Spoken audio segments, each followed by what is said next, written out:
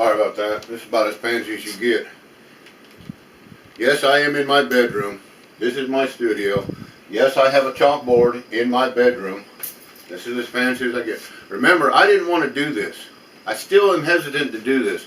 I'm hoping and praying that somebody will grab a hold of this stuff that I'm putting out here, take it and run with it. Not to condemn me or say, oh, he doesn't know what. I don't care.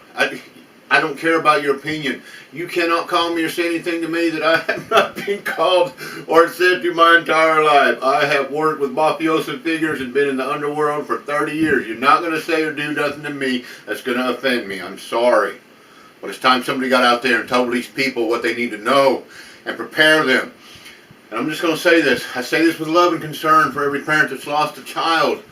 If you have school-age children now and you can go to do this test, if you can go to the parking lot of that school, get out of your car after school has been in for an hour or 2 hours and walk through the front doors of that school, unchecked or just away from a resource officer, if you can go in without any ID being checked and walk from one end of that school to the next, opening doors, unchecked, so not setting off alarms, no cameras checking you, keep your kids home. That's a soft target.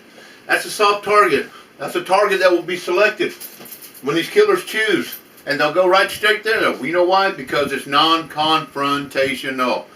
Killers don't want to go where they're going to be killed. Alright, I don't want to get ahead of myself. Alright. We talked about the idea. It's important.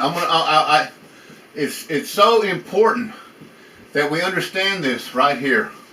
This idea and this seed that I keep talking about. The seed of violence that is planted. The idea of violence. The idea of killing that is planted. The seed and the idea. The idea and the seed. They are two separate entities altogether that are put into the soil of this individual's mind. At whatever point in time, remember we have a start point for this. We have a time frame. We have a start point.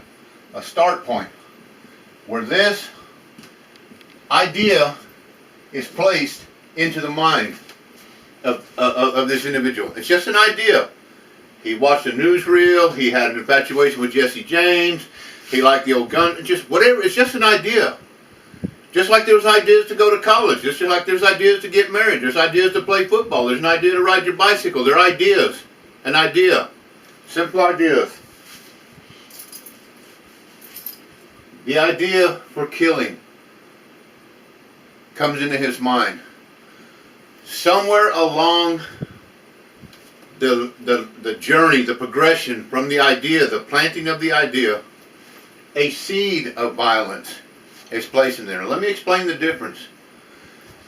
The idea for killing. Many people have ideas for killing. I know none of you have ever had an idea to killing. Lord knows when you're going down the interstate just singing praise songs and some lunatic cuts you off or brake checks you, or you come flying up behind them in the fast lane and they won't move over, although there's 4 empty lanes, and even though you're flashing your lights, they still, of course, I'm probably the only one in America that's ever thought, I'd like to just run, hit him, turn it, I'm just kidding, of course. An idea for killing. It's just an idea. Here, boom, in one ear, out the other. You don't follow through with it. You don't run them into the sidewall. You don't try to kill them. It's just an idea of killing. Why? Because we're so exposed in America to killing. Since our youth up, we're exposed to killing. Look at the cartoons we grew up with as kids. For example, Tom and Jerry. Tom and Jerry dropped anvils. The mouse dropped anvils on the cat's head, cut him in half, burned him, pushed him off buildings, ran him over with trains. Every episode of Tom and Jerry, the cat gets killed. Maimed, slaughtered, cut in half, butchered. But it's all an animation. It's all done. Idea for killing. It's an idea for killing. Okay. You understand that part about the idea for killing. The seed of violence. The seed. This is important. That you grab a hold of this. This is why we can't spot killers. This is why we're having trouble with their elusiveness. It's because we can't spot the seed of violence.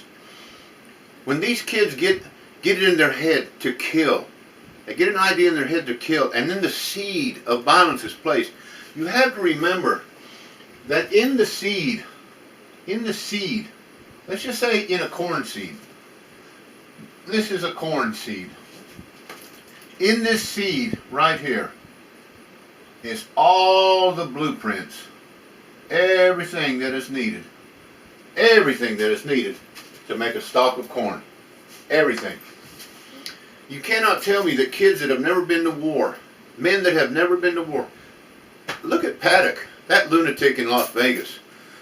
26 cases, took I think a week, 10 days to cart 27 cases to his room, to his suite. Back and forth to his house, back and forth to the casino. Never threw up one flag. Thousands of rounds of ammunition. When he finally got set up, got the 32nd floor, got set up on the festival, 12 bursts of gunfire before he was apprehended, before they even located him and he killed himself. 12 bursts, thousands of rounds, bump stock. Bah, bah, bah. Unbelievable. Where did that seed of violence come from? He was a millionaire. Even in his post killing, he was gambling in the casino. I don't want to get ahead of myself, but a lot of boredom enters into people's mind. This guy was rich, so that did away with a lot of theories. The experts were saying, well, because he was troubled, he was broke, he was it. Paddock was rich. His brother, when they were interviewing his brother, laughed at the $100,000 he sent to the Philippines. Laughed. Said $100,000? Are you kidding? Do you know how much $100,000 is? My brother spends that and gambles that away in a night. Anyway, the seed of violence is planted into the brain of these individuals.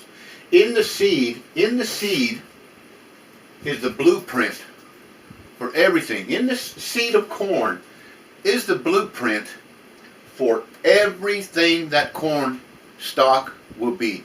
Everything that is in that seed will produce what is in that seed. If you have an apple seed, it will produce apple trees. If you have a watermelon seed, it will produce watermelons.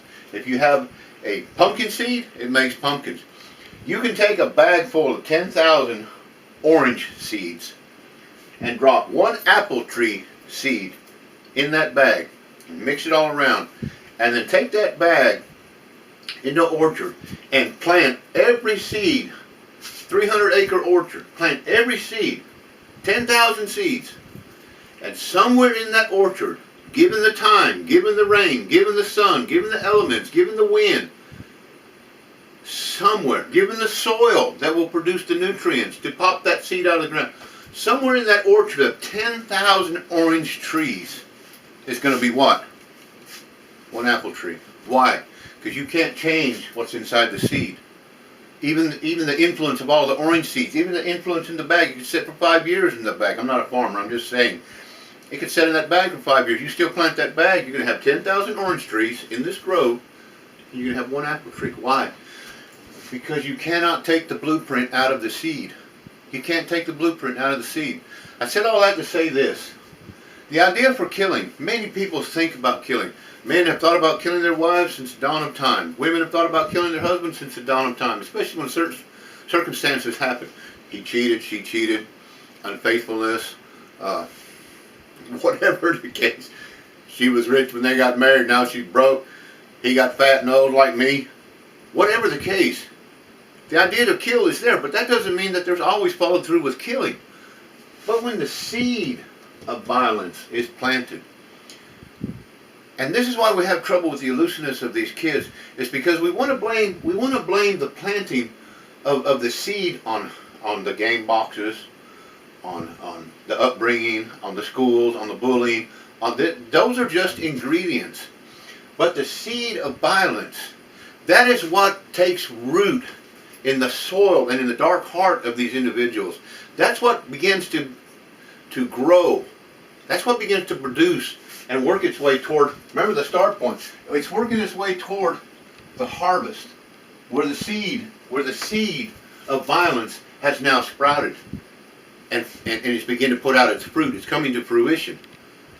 And many influences, look, just like the sun influences it, a seed will never pop through the soil unless there's nutrients in the soil. It will never come out of the soil unless there's sun. It'll never come out of the soil unless there's water or rain. It'll never be strong unless there's wind to blow it and test it and strengthen the roots. So it is with the seed of violence. There are many influences that nurture it along, that bring it out of the soil. We don't exactly know. We try to find motive, and we find one or two of these sources of nutrients or these sources of causing the seed to grow, and we say, oh, this is motive. This is motive. But it's not motive. When you take up arms to go kill the innocent, having never fired a gun, having never been in a confrontation in your life, something has transpired. These kids just don't wake up at 9 o'clock in the morning, oil their AR-15, strap 10 30-round clips to their body, and away they go to Eastside High School. That's not how it works. There's a nurturing and a growing and a festering in them. There's a producing of a harvest that they're working toward. When they get to that point where they commit, I'm getting ahead of myself, when they get to that point where it's a go for launch, they've scratched out the last two things on their list, and I'm going to get on about talk to you about the list later. The target and the time. They scratch it out. Tuesday at 9 o'clock, I'm going to East. I'm just saying East Side. I don't. Tuesday at 9 o'clock, we go to West Side. That's scratched out. That's a go. Then they pick a target. Let's go to the tire shop. Let's go to the high school. Once those two are scratched out, the missiles have launched. The missiles are launched. The missiles are... They're gone. There's no calling them back. They cut every moral fiber. You have to remember, when these guys get this idea to kill and then the seed is planted in them, they commit. They make such a commitment. Resources, emotion, spirituality, everything about them, the mental capacity. Then they go into hiding in their elusiveness.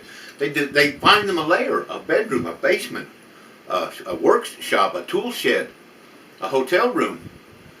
And then they go in there and they prepare with a stockpiling. They begin to nurture this along, and every now and then something, a little ray of sunshine will come along. You know, some sun rays will work on that seed until the seed